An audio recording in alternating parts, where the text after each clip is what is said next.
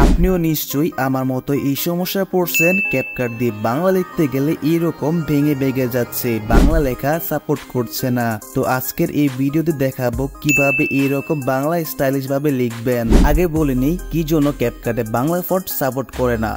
আমরা ইউজ করি বা ব্যবহার করি এমন অনেক অ্যাপসই আছে যেগুলোর মধ্যে ইউনিকোডের ফন্টগুলো সাপোর্ট করে, তার জন্য আমরা বাংলা লিখতে পারি খুব সহজেই। কিন্তু ক্যাপকাটে কোনো প্রকার ইউনিকোডের ফন্ট সাপোর্ট করে না। ক্যাপকাটে সাপোর্ট করে ANSI বা বিজয়ের যে সকল ফন্টগুলো আছে, এই সকল ফন্ট কিন্তু ক্যাপকাটে সাপোর্ট করে। আপনাকে বুঝিয়ে দেব পার্ট টু পার্ট কিভাবে বাংলা ফন্ট ইনস্টল করবেন ক্যাপকাটের মধ্যে।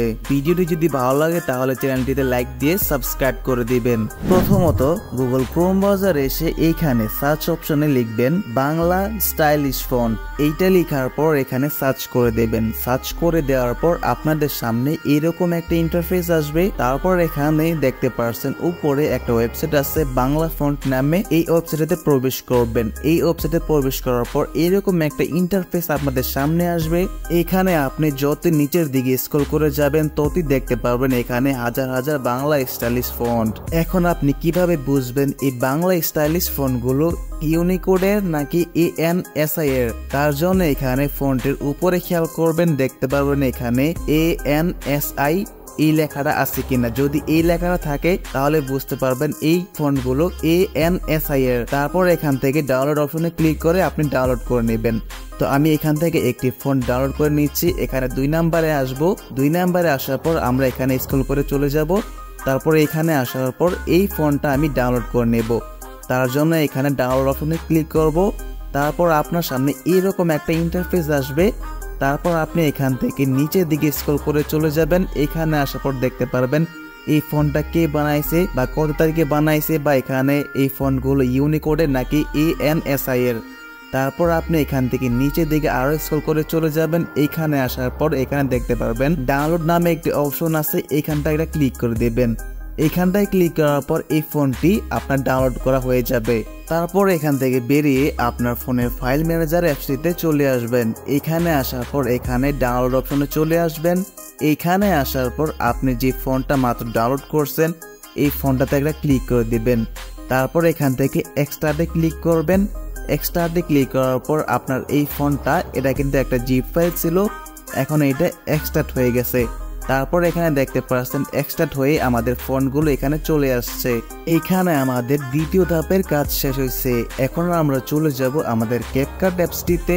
ক্যাপকাটে আসার পর এখানে দেখতে পাচ্ছেন টেক্সট নামে একটি অপশন আছে। তারপর এখান থেকে অ্যাড টেক্সটে ক্লিক করে দেব। অ্যাড টেক্সটে ক্লিক করার পর আমাদের কিবোর্ডটা ওপেন হয়ে যাবে। তারপর আমরা এখানে লিখবো সাপোজ আমার সোনার বাংলা। আমার সোনার বাংলা লেখার পর এখানে দেখতে পাচ্ছেন ফন্ট নামে একটা অপশন আছে, এখানটায় ক্লিক করে দেব। তারপর এখানে কিন্তু আমাদের যে ফন্ট লিস্ট আছে ক্যাপকাটের, এটা কিন্তু এখানে ওপেন হয়ে যাবে। এখানে আসার পর দেখতে পাচ্ছেন এখানে অসংখ্য ফন্ট রয়েছে যেগুলো ইংলিশ ফন্ট।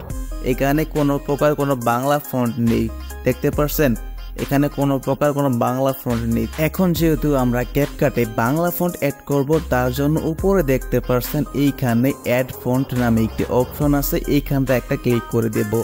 এইখানে আসার পর যেই সকল ফন্ট আমরা ক্যাপকাটে অ্যাড করব সেগুলো কিন্তু এখানে থাকবে। তারপর এখানে প্লাস আইকনে ক্লিক করে দেব। তারপর এখানে আপলোডসে ক্লিক করে দেব। আপলোডসে ক্লিক করার পর আমাদেরকে আমাদের ফাইল ম্যানেজারে নিয়ে আসবে।